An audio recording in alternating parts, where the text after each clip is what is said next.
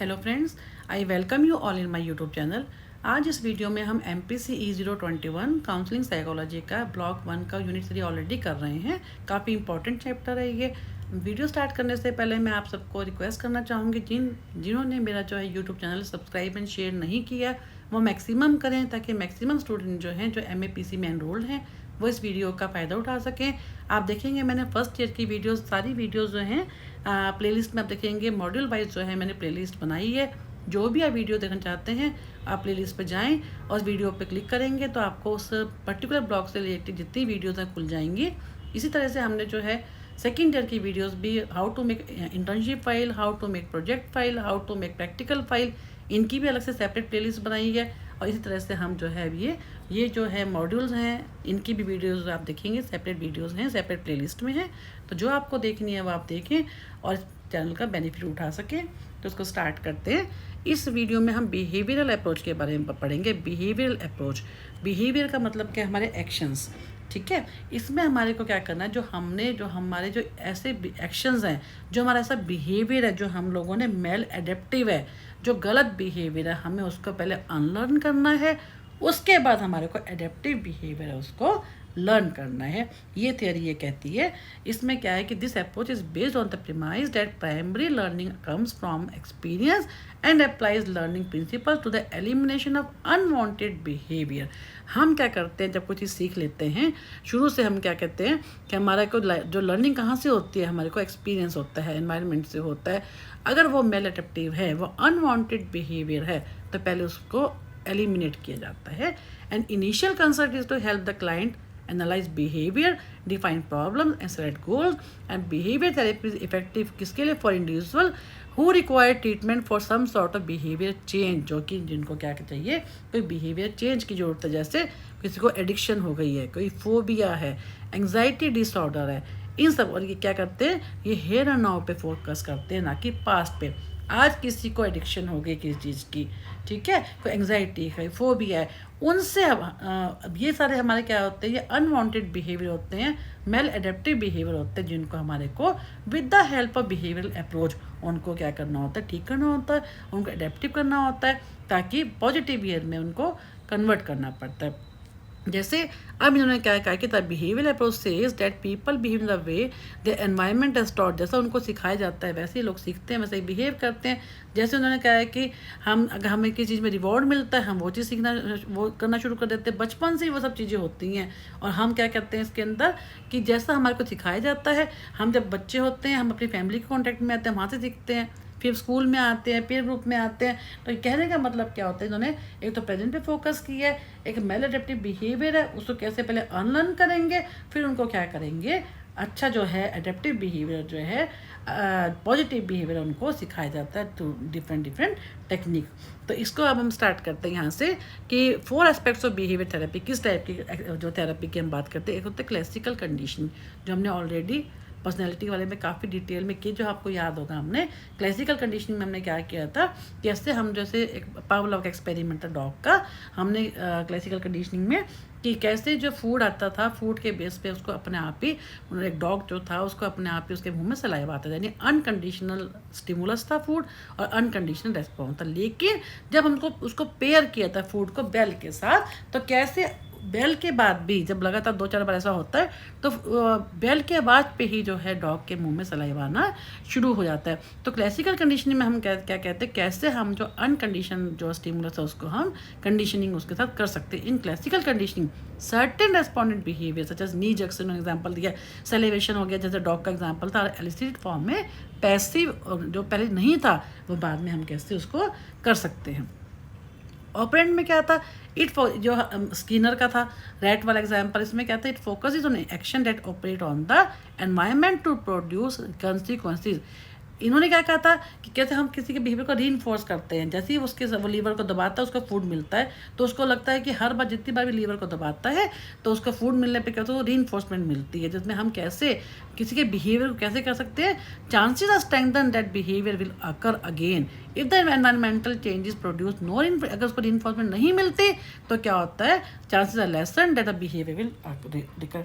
यानी हर रेस्पॉन्स पे अगर उसको रीइंफोर्समेंट मिलती है तो क्या होता है, मोटिवेट होता है वो, है ना, वो बिहेवियर को जो अच्छा बिहेवियर डिज़ायर्ड बिहेवियर वो फिर से करता है। अगर हम चाहते हैं कि बिहेवियर ना करें, हम उस चीज़ को जब हम ख़त्म कर देते हैं तो क्या करते हैं, उसका जो बिहेवियर होता है वो भी ख़त्म हो जाता है, वो भी चला जाता है। सोशल लर्निंग में हमने क्या कहता है, एल्बर्ट बेंडूरा की हमने की थी कि किस तरह से जो है कॉग्निशन है, हमारा बिहेवियर है, हमारा एनवायरनमेंट है, हम कैसे आपस में इंटररिलेटेड होते हैं। इट एम्फेसाइजेज, जिसमें सोशल लर्निंग में क्या कहते हैं, it gives prominence to reciprocal interaction में इंडिविजुअल में जो हमारा कॉग्निशन था, बिहेवियर में एंड एनवायरनमेंट में। आपको याद होगा एल्बर्ट बेंडोरा की जो हमने थ्योरी की थी उसमें हम क्या कहते हैं, कॉग्निशन और हमारा बिहेवियर और हमारा एनवायरनमेंट सब क्या होता है, आपस में रेसिप्रोकेट करते हैं। तो ये हमारी क्या आती है, सोशल लर्निंग है। पर कॉग्निटिव बिहेवियर जो हमने अभी की है, ABC मॉडल जिसको हमने कहा है कि cognitive processes and private events self talk करते हैं, जैसे हम as mediators of behaviour change, हम खुद से जो हमारे इरेशनल बिलीव होता है हम कैसे उसको ठीक कर सकते हैं, जो हम अपने आप बना लेते हैं। ये हमारी ह्यूमन टेंडेंसी होती है to think crudely and negatively. अब क्या view of human nature, human nature के में इन्होंने क्या कहा है कि और as the behaviours views human nature, humans क्या होते हैं, ना तो अच्छे होते हैं ना बुरे होते हैं, बट आर लिविंग ऑर्गेनिज्म सभी क्या होते हैं, capable of experiencing a variety of behaviour. हम सभी जब कॉन्टैक्ट में आते हैं अपने एनवायरनमेंट के, तो हम क्या करते हैं, जैसा हम सीखते हैं शुरू में हमको मिलता है वैसे ही हम सीखना शुरू कर देते हैं। Their personality is compose of trade, the behaviours believes that people can conceptualize and control their behavior, have the ability to learn new behavior. In addition, people can influence the behavior of others as well as the influence by, हम लोगों को अपने behaviour से influence भी कर सकते हैं, लेकिन हम लोगों के जब बाकी लोगों के कांटेक्ट में आते हैं तो उनके बिहेवियर से हम इन्फ्लुएंस भी होते हैं, जिसके कारण से हमारा कई बार जो बिहेवियर होता है वो मेल एडेप्टिव हो जाता है। एंड मान लीजिए यंग है, एडोलेसेंट है, उनकी जो कंपनी ऐसी है जहाँ पे कभी ड्रिंकिंग चलती है, स्मोकिंग चलती है, ड्रग्स चलती है, तो उनकी कंपनी में क्या होता है कि हम लोगों के कॉन्टैक्ट में आ गए हैं, तो हम उससे क्या होगा, हम उनके बिहेवियर से इन्फ्लुएंस होते हैं, जिस कारण से हमारे को भी वो जो है आदत पड़ जाती है। तो इस ऐसे बिहेवियर को थ्रू बिहेवियर थेरेपी हम कैसे ठीक करते हैं। तो बिहेवियरिस्ट क्या करते हैं, concentrate on behavioural processes as they are closely associated with overt behaviours पे क्या करते हैं, ओवर्ट बिहेवियर को देखते हैं, जो दिखता है, ठीक है, जो उनकी एडिक्शन है वो दिखती है, and believe date all behaviour is learn, चाहे वो एडेप्टिव हो चाहे वो मेल एडेप्टिव हो। ये जो सारा बिहेवियर होता है ये लर्न होता है, हम सीखते हैं। They also believe that learning and development occur in one of the three ways, कैसे, रेस्पोंडेंट लर्निंग से, ऑपरेंट से एंड सोशल मॉडलिंग। हम लोगों को देख के सीखते हैं, हमें ऑपरेंट में क्या होता है, हमारे को कैसे हम लोगों को रीइंफोर्समेंट हमारे को मिलती है, रिवॉर्ड मिलता है, हम उसके हिसाब से कैसे सीखते हैं। रोल ऑफ काउंसलर क्या होता है, काउंसलर जो है may take one of the several roles, कौन कौन से, depending on its behavioural orientation, किस टाइप की प्रॉब्लम है। The counsellor function as a consultant में भी काम कर सकता है, वो एज ए कंसल्टेंट भी काम करता है, टीचर भी, एडवाइजर भी एंड फैसिलिटेटर जो कि उसको असिस्ट करेगा। The behaviour counsellor tries to help the individual to learn new and more adaptable behaviour and to learn old non adaptable behaviour. ये सबसे यही इसका मेन मोटिव है इस थ्योरी का, जिसमें क्या करता है, जो उसने नए बिहेवियर वो सीखेगा, एडेप्टेबल जो डिजायर्ड बिहेवियर होंगे, लेकिन उससे पहले जो उससे नॉन एडेप्टेबल जो भी ऐसे बिहेवियर जो अनडिजायर्ड बिहेवियर उनको पहले वो अनलर्न करवाएगा। The behaviour counsellor focus is attention to the individual on going, जो किस पे फोकस करता है, जो इस समय जो क्लाइंट है उसका इस समय जो बिहेवियर चल रहा है उस पर फोकस करता है, और जिसके कारण से उसके एनवायरनमेंट के कारण उसके जो है उस पर इम्पैक्ट आ रहा है उस पर फोकस करता है। He tries to restructure the environment so that more adaptable patterns of behavior can be learned and non-adaptable patterns of behavior can be unlearned. Again वही चीज़ कि जो हमारे ऐसे बिहेवियर होते हैं उनको रीस्ट्रक्चर करता है कि इनको more adaptable pattern behaviour can be, हम ऐसे जो डिजायर्ड बिहेवियर होता है उनको कैसे लर्न कर सकते हैं, और जो नॉन एडेप्टेबल है या नॉन जो है डिजायर्ड है, ऐसे जो नेगेटिव बिहेवियर होते हैं, जो हमारी जो एडिक्शंस होती हैं, हमको कैसे उनको अनलर्न कर सकते हैं। अब उन्होंने क्या किया, an effective behavioural counsellor operates from a broader perspective, बड़े व्यू से वो देखता है, involve the client in a very every phase, हर काउंसलिंग के जो हर फेज में उसको इन्वॉल्व करता है, उससे पूछता है, उससे बात करता है, उससे सारे डिटेल में बात करके देखता है कहाँ पे उसका जो बिहेवियर है दिख रहा है, ओवर्ट बिहेवियर है, उसको कैसे उसको ठीक किया जाए, उसको कैसे अनलर्न करवाया जाए और कैसे उसको डिजायर्ड बिहेवियर में कन्वर्ट कराया जाए। गोल्स क्या होते हैं, सबसे पहले डिफाइनिंग द प्रॉब्लम, जो उसकी क्लाइंट है उसको बोला जाता है कि जो तुम्हारी प्रॉब्लम है पहले उसको डिफाइन करो, बताओ डिटेल में कैसे कि ये प्रॉब्लम कहाँ कब कैसे ये शुरू हुई है। फिर टेक ए डेवलपमेंटल हिस्ट्री, उसकी डिटेल में हिस्ट्री ली जाती है। How the client has handle, पहले कभी ऐसा हुआ था तो उसने क्या, कभी ऐसा हुआ था कि उसने प्रॉब्लम कभी कैसे सॉल्व किया था। एस्टैब्लिश स्पेसिफिक गोल्स, अब क्या करता है काउंसलर, क्या होता है क्लाइंट की हेल्प से क्या करता है, जो बड़ा उसकी आदत छुड़वानी है तो छोटे छोटे स्मॉल अचीवेबल, ताकि रोज़ के छोटे छोटे गोल बनाता है, ताकि आराम से उन गोल्स को डेली के डेली जो है हम सॉल्व हर काउंसलिंग में जो है स्लोली उनको अचीव कर सकें। डिटरमिन द बेस्ट मेथड, और क्या दिखता है काउंसलर कि हम जो है, जो हमारा बड़ा गोल है उसको हम कैसे अचीव करें, कैसे अचीव करें, उसके लिए हम क्या बेस्ट मेथड को यूज़ करता है वो अप्रोप्रिएट मेथड को, ताकि जो है continuous assessment of the effects of method is must, continuous उसको असेस भी करता है। फिर कौन सी टेक्निक्स होती हैं, सबसे इंपॉर्टेंट सिस्टेमेटिक डिसेंसिटाइजेशन, ये फोबियाज में होती है, एंग्जाइटी में यूज़ होती है। इसमें मान लीजिए आप आगे भी पढ़ेंगे, इसमें सेकेंड ब्लॉक में भी काफ़ी डिटेल में आएगी ये टेक्निक। सिस्टेमेटिक डिसेंसिटाइजेशन में क्या होता है, मान लीजिए किसी को ऊपर जाने से, सीढ़ियों पे हाइट पे जाने से डर लगता है, उसको फोबिया एंग्जाइटी होती है, ठीक है। ऐसे में क्या कहते हैं सिस्टेमैटिक डिसेंसिटाइजेशन, जिसमें क्या करते हैं उसको शुरू से पहले उसको पहले सीढ़ी पे लेके जाते हैं, फिर सेकंड स्टेयर पे, फिर थर्ड स्टेयर पे, क्योंकि उसको टॉप पे जाने से डर लगता है, स्लोली स्लोली उसको वहाँ पे लेके जाके उसका जो डर होता है उसको हटाया जाता है। This is called the systematic desensitisation. Then come to aversive therapy, इसमें हम क्या करते हैं, किसी को एडिक्शन हो गई है, ठीक है, किसी को स्मोकिंग की बहुत ज़्यादा आदत है, किसी को ड्रिंकिंग की बहुत ज़्यादा आदत है, तो क्या करते हैं, जब वो ड्रिंक करेगा, जब वो स्मोक करेगा, तो ऐसा एवर्सिव स्टिमुलाई लगा देते हैं जिससे उसको जब भी, जैसे ही वो ड्रिंक करेगा, स्मोक करेगा, तो उसको वोमिटिंग फील होगी, नॉजिया फील होगा, पेन होगा कहीं ना कहीं, जिस कारण से क्या होगा, उसके डर से फिर वो क्या करेगा, उसकी ड्रिंकिंग की या स्मोकिंग की हैबिट जो होगी वो छूट जाएगी। It is almost the opposite of the systematic desensitization and has the client pair some aversive stimuli, जैसे nausea हो गया, पेन हो गया, डिस्टर्बिंग इमेजेस हो गई, कुछ भी इस टाइप से उसके बिहेवियर के साथ लगाया जाता है, ताकि क्या होता है, for example a person trying to quit drinking might take a drug that makes her, जब भी वो जो ड्रिंकिंग को छोड़ने के लिए क्या करते हैं, ऐसी ड्रग दे दें जिसको उसको क्या है, जी घबराना शुरू हो जाए, उसको नॉजिया फील होना शुरू हो जाए, when ever she drinks alcohol, जब भी अल्कोहल पिए उसको नॉजिया होना शुरू हो जाए। क्यों? क्योंकि उसके साथ ने क्या कर दिया, एक ऐसी ड्रग उसके साथ लगा दी। बहुत सिस्टेमेटिक डिसेंसिटाइजेशन एंड एवर्सिव स्टिम जो थेरेपी है, make us of classical conditioning learning, दोनों ही क्लासिकल कंडीशनिंग के ऊपर हम कैसे जो है अनकंडीशन को कंडीशन कर सकते हैं, किस बेस के ऊपर, उसको जब लगातार वो चीज़ हम करते हैं। Learning date occurs when things get pair together, जब दो चीज़ें एक साथ लगाई जाती हैं, उसको हैबिट। अनकंडीशन स्टिमुलस क्या है उसका, इसमें जो वो पी रहा है, ड्रिंक है, अल्कोहल है, और रिस्पॉन्स उसका क्या है, उसका पीने का मन कर रहा है, वो पी रहा है, ठीक है। अब क्या, जब हमने इसको पेयर किया किसके साथ, उसके जो ऐसी ड्रग के साथ पेयर किया जो जिससे उसको नॉजिया फील हो रहा है, तो इसके कारण क्या होता है, वो उस चीज़ को दूर भागता है उसको। जब भी उसको पेयर किया जाएगा तो उस चीज़ की वो जो एवर्सिव स्टिमुलाई को हम करेंगे तो क्या हो जाएगा, उसका बिहेवियर वो एलिमिनेट हो जाएगा, ख़त्म हो जाएगा। फिर है बिहेवियर मॉडिफिकेशन प्रोग्राम्स, ये कौन से होते हैं जिसमें हम डिफरेंट उनको री इन्फोर्समेंट देते हैं या पनिशमेंट देते हैं। किस किस टाइप के होते हैं, नंबर एक यूज़ ऑफ री इन्फोर्सर, जैसे हम बात करते हैं कि री इन्फोर्सर किस टाइप के हैं। एक तो हम क्या कहते हैं, किसी को री इन्फोर्स कैसे करते हैं कि reinforcer are those event which increase the probability of occurrence of a desired behaviour in a future by applying consequences that depend on the behaviour in question. हम री इन्फोर्सर यूज़ करते हैं ताकि हम चाहते थे एम्प्लॉई है office का, हम उसको हम चाहते हैं कि हमारे को कोई पर्टिकुलर टास्क मिला है, हमारे को जल्दी करवाना है, तो उसको री इन्फोर्स करेंगे। पॉजिटिव रीइंफोर्समेंट क्या होती है, जिसको पॉजिटिव हमको पे बढ़ा दें, उसकी प्रमोशन कर दें, इंटरेस्टिंग वर्क है प्रेज करके उसके अवार्ड देकर।